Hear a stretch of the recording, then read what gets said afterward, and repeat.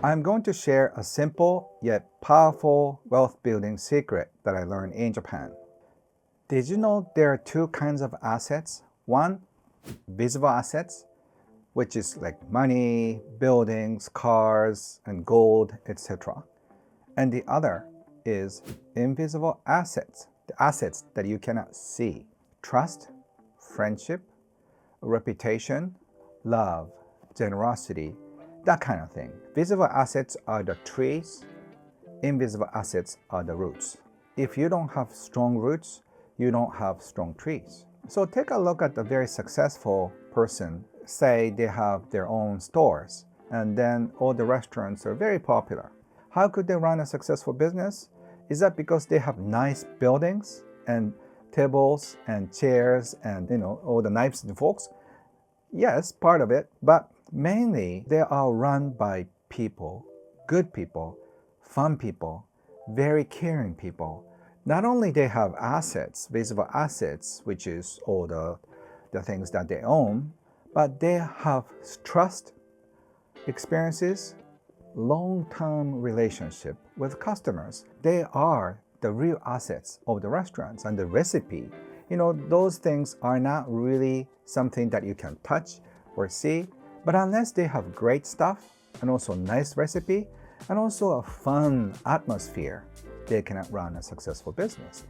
And among the invisible assets, there are two sets of assets. One that can be converted into visible assets later on. Your experiences can be bought, and also you can become a consultant to other companies that they need your expertise. Or if you have enough trust, and then even if you just lose everything once, you can start something over. And the second one is you cannot turn them into visible assets, such as friendship and also generosity, kindness. That kind of thing is very important, but it cannot be necessarily cast out.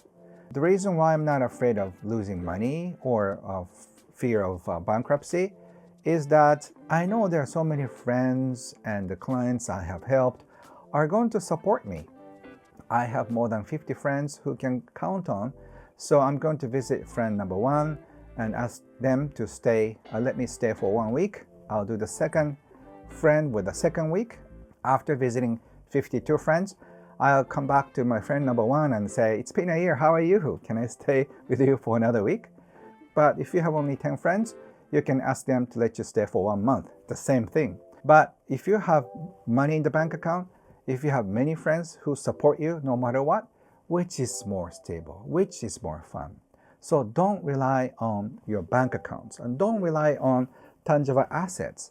You can rely on your friendship and also experiences. So look at your life. I'm sure you have some money in the bank account, and also I'm sure you have some kind of assets like cars and house or clothes or watches or whatever you have. But that's not all you have. Think of your relationship, think of your friendships, think of all the experiences you've had. You feel like, oh no, it's nothing. But when you come to think of it, that kind of assets, invisible assets, could value more. Just please write down whatever the invisible assets you have in your life. And if you start writing, you'll be surprised how much invisible assets you have. Please pay attention to the invisible assets that are precious, but often overlooked. Invisible assets are the good base, strong base to build visible assets on.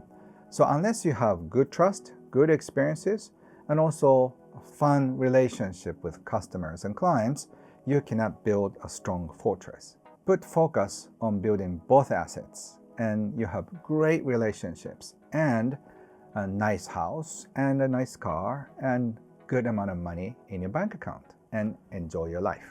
If you want to learn about 2 invisible assets that are very important for success, check out this video right here.